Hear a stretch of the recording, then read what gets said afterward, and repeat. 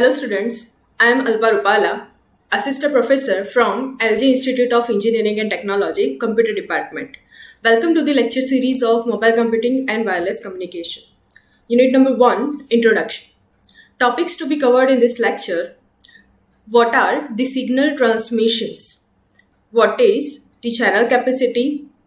Then Nyquist theorem, Shannon theorem, and then after example regarding the channel capacity. So now starting with our first topic, signal transmission. In previous lecture we have already learned about the what are these signals and what are the types of signal.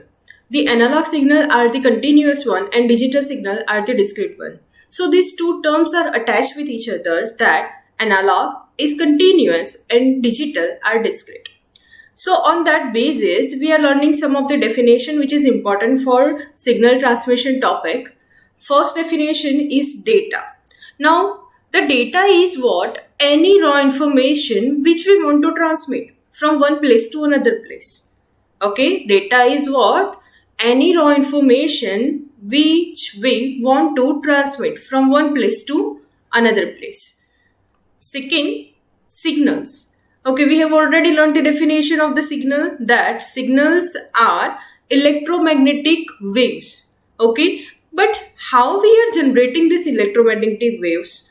Okay, we are generating these electromagnetic waves to represent our raw data. That means this raw data is represented using electric or electromagnetic waves, which are called as signals. Okay. Now next is signaling. The process of physical transmission of this signal is known as signaling. And next term is transmission. Transmission is the communication of data by the propagation and processing of your signal. That means all we have to do from starting from your raw data to transmission till your receiver is known as transmission process. Okay. So now, data can also be divided into two forms, analog data and digital data. Okay, same as signals. We were having analog signal and digital signal, same as we can divide the data into two parts, analog data and digital data. Now, analog data is any continuous value which cannot directly jump from one point to another point. Likewise, example, most of the data which is collected by the temperature and pressure. Okay, a very basic example of temperature and continuous value of temperature. Like if we are having the fever, then the fever Celsius value cannot directly go from 100 to 102. Okay, it will be continuous. That means the increase of your temperature will always from 100, then 100 point something, then 100 point something, then 100 point something, and then 101 and then 102. Whether we are taking that particular value, whether we are taking this particular measurement in 2 hours. Okay, but it will rise from continuous. It will not directly jump from 101 to 102. Okay, so this form of data is known as analog data, and the discrete data, it is having the digital and the digital data which are having the discrete value. Discrete value means any text or integer values. Okay, same we have learned earlier. Signals can be divided into analog signals and digital signal. Next topic, difference between analog signal and digital signal. Okay, analog signals are the continuous signal, whereas the digital signal are the discrete one. But we can see most of the time analog signals are the real signals, okay, which is generated by the real fundamental. But most of the digital signals are generated by human computers. Okay, so we can say it is most of the modulated signal. The basic example of analog signal, sine wave, and digital signal, square waves. The analog signals are the real one, so the processing on that signal can be less, okay, and so that it consumes the less bandwidth.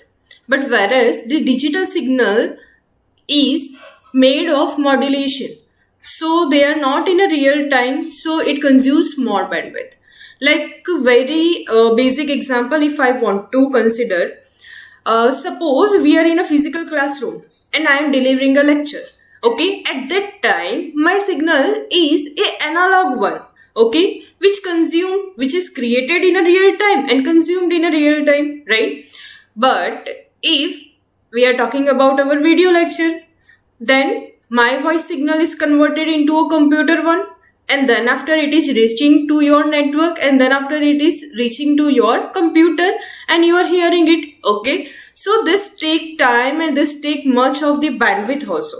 Okay, we are considering our analog signal, converting it to a digital one, then we are transferring it, and after transmission, because of this whole process, our signal can vary in some of the data formation so that it consumes more bandwidth. Okay, the stored form of analog is wave structure, whereas the digital is computer oriented one, so it can be stored in a binary form. The analog signal is not that much of immune to noise. Okay, that means the noise, the analog signal are not immune to noise. That means the effect of noise on analog signal is very much higher. But the digital signal is immune to noise. And we can also separate the signal from the noise. Like if I want to separate the noise and want to get back my original signal, then it is much more possible in a digital one, but it is not that much of possible in an analog one, because the noise signal can also be a real noise signal, a real form, and which is also the analog signal.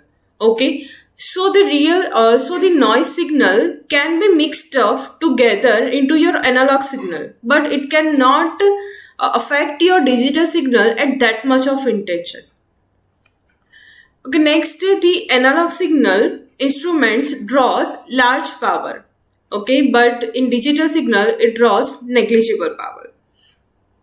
Analog signals are having infinite number of levels, whereas the digital signals are having finite number of levels, starting from 2, 4, 8 up to 2 raised to 4.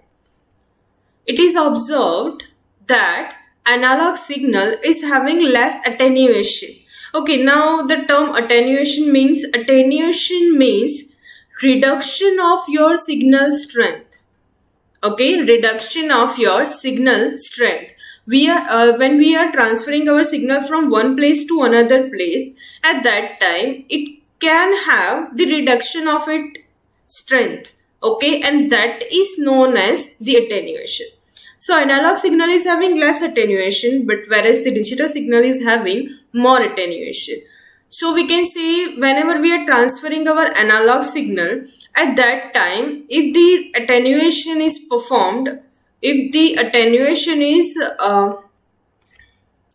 so we can say that when we are transferring our analog signal, if the attenuation is there, then we can retransmit that signal using amplifiers. But in digital one, we can retransmit the attenuated signal using repeaters. Okay. Now, analog signals are less efficient and reliable, but digital signals are more efficient and reliable, even though it is having large bandwidth. It is possible to separate noise and your original signal in digital one, but it is not possible to separate in an analog one. The sources to generate the analog signals are signal generator, transducer, and human voice, natural voice. Okay, but in digital one, sources are computers and analog to digital converter. So the next topic, transmission. We already know that the transmission is a process for transmitting the signal from transmitter to receiver. Okay, so this process can be in analog form or this process can be in a digital form. Okay, the analog transmission can consist only analog signal. It cannot consist digital signal. But the digital transmission can consist both the analog signals and digital signal. Okay, and same as analog data can be represented on analog signals and digital signals, and digital data can be represented on analog signals and digital signals. Okay, we are seeing some of the example how we can convert or represent data into our signal. The first type is digital data on digital signal. So here you can see we can convert the digital data to digital signal using digital transceiver. Okay, we can convert digital data to digital signal using digital transceiver. Same as we can convert analog data into analog signal using codec. Codec means coder and decoder. Same as we can convert digital data into analog signals using modem, that is modulator and demodulator, and we can represent the analog data into the analog signal by just going it or converting it into any telephone line. Okay, it is the actual data we just required on telephone line. So the conclusion, the analog signal can be transferred or transmitted by analog transmission and digital transmission both. But the digital signal can only be transmitted by digital transmission. Okay, the analog signal, if it is being attenuated on analog transmission, then we will use amplifiers to back the strength. But in digital transmission, we will use repeaters. Okay, in the case of attenuation, we will use repeaters. Next point and very important one, channel capacity. Channel capacity is the maximum rate at which the data is transmitted over a communication path or channel. Okay, so we can directly say, suppose by this example, here it is one sender and here it is one receiver. The sender is sending 7 coins to receiver and receiver is receiving exactly 7 coins. So this is what our transmission channel, and it is what capacity of your channel. Okay, we can say that it is having the 100% capacity. Okay, the maximum rate at which the data can be transmitted. It is known as the channel capacity. If we talk about the real-time fundamental, then no signal is noiseless. Every signal is having some amount of noise on that. So we can say whenever we are receiving some signal, it will be the combination of original signal and noise itself. Okay, so we can say the noise is very important factor. So like that, we are having 4 factors which impact on your channel capacity. The first one is data rate, then channel bandwidth, then noise, and then error rate. Okay, how? So first of all, we will learn just definition of it. The data rate. Data rate is the actual transmitted signal in beats per second rate is known as data rate. Okay, the actual transmission capacity of your channel. Okay, which is the ideal one, at what rate you are sending data at the transmitter side. Okay, not at the receiver side. In short, we can say that the data rate is what? The data beats per rate at transmitter side. But we can say the channel capacity is what? The actual receiving beat per second data rate at receiver side.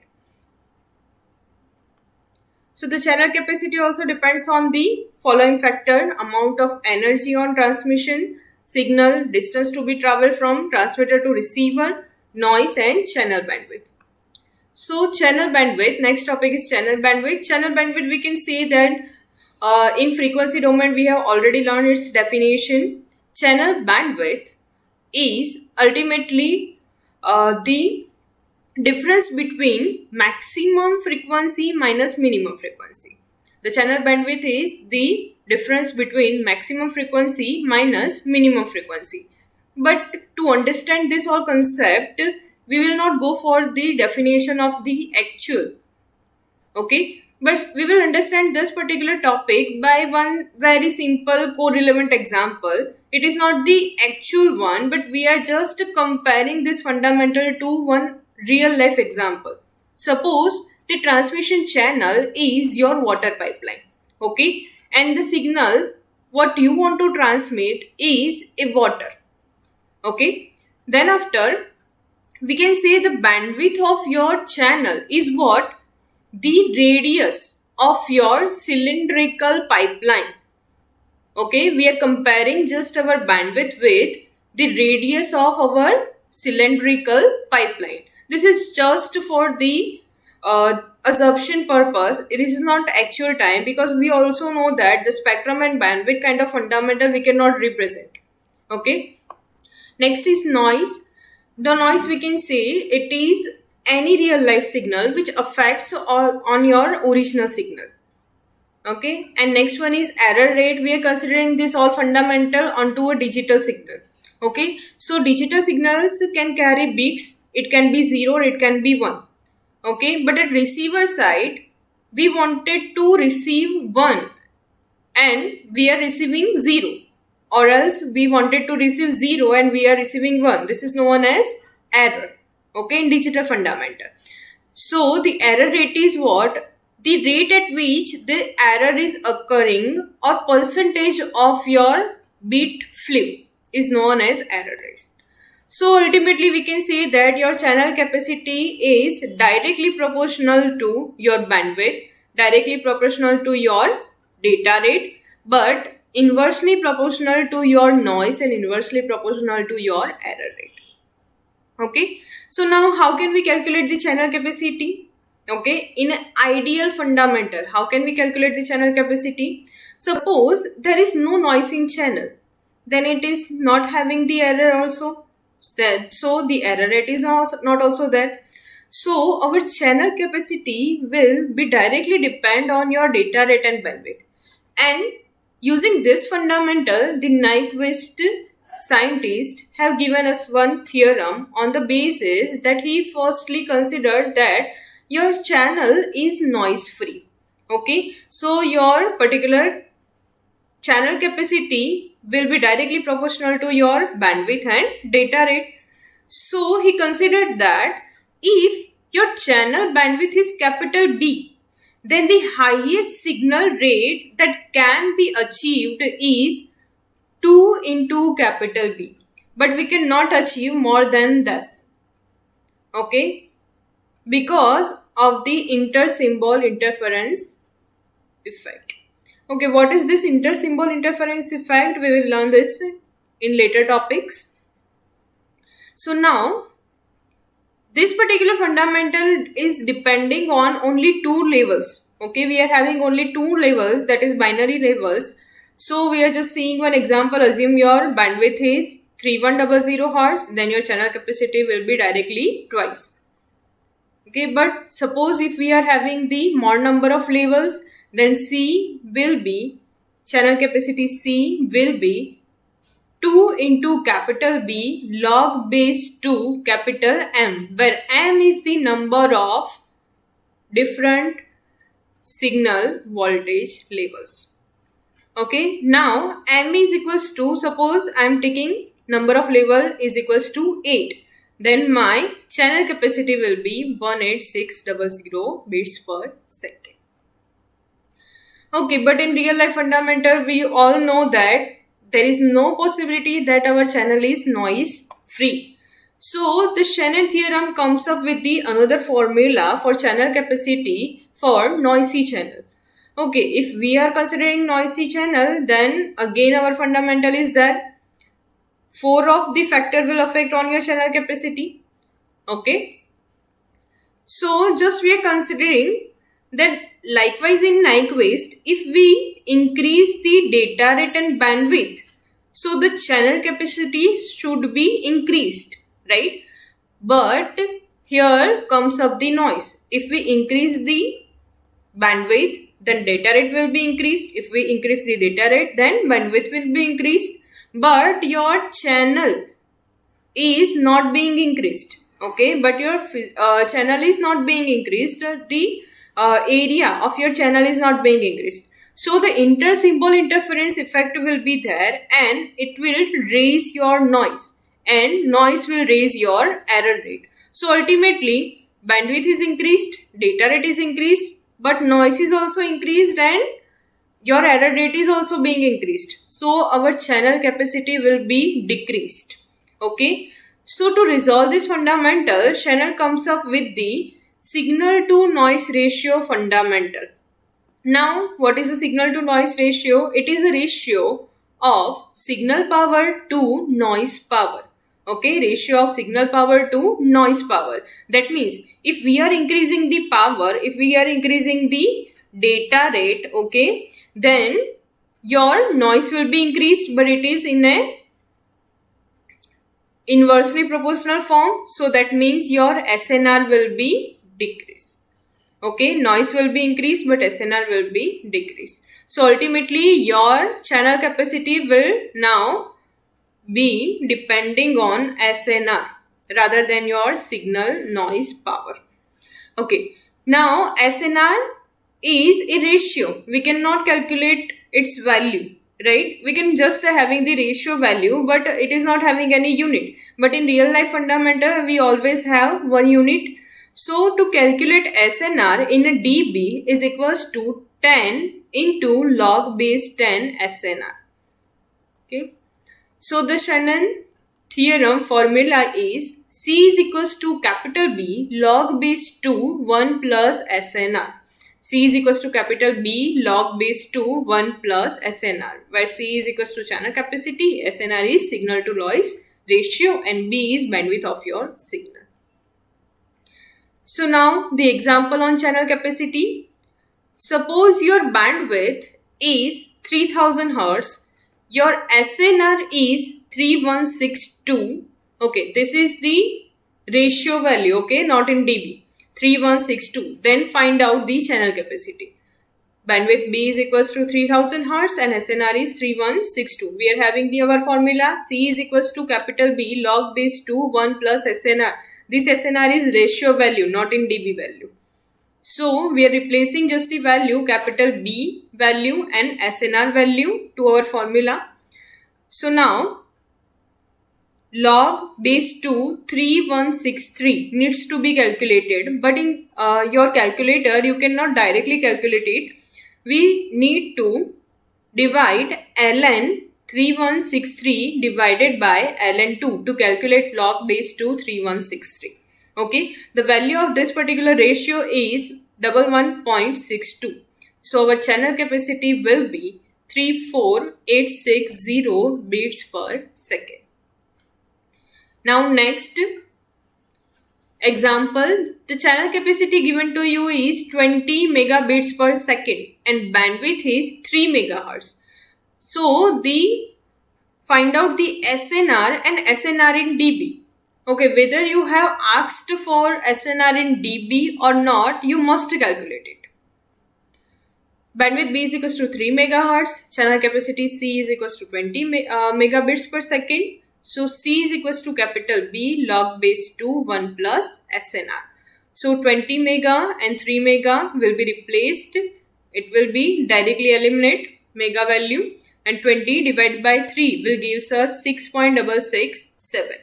Okay. Now one side is log value and one side is normal value. So we have to take anti-log. By taking anti-log, we will have 1 plus SNR is equals to this base 2 will be over here and this will be on raised to value. Okay, 2 raised to 6.667. The value will be 101.60. So our final SNR value will be 100.60, or we can say directly 100. Okay, but SNR in dB is equals to 10 log 10 SNR. So SNR in dB is equals to 10 multiplied by 2. SNR in dB is equals to 20 dB. So here are some practice example. Okay, same channel capacity is given, bandwidth is given, then find out SNR and SNR in dB. Same, you are given a spectrum from 3 megahertz to 4 megahertz. SNR value is given in decibel, then find out the channel capacity. So we have seen this all the fundamentals. Okay, thank you. We will meet in our next lecture.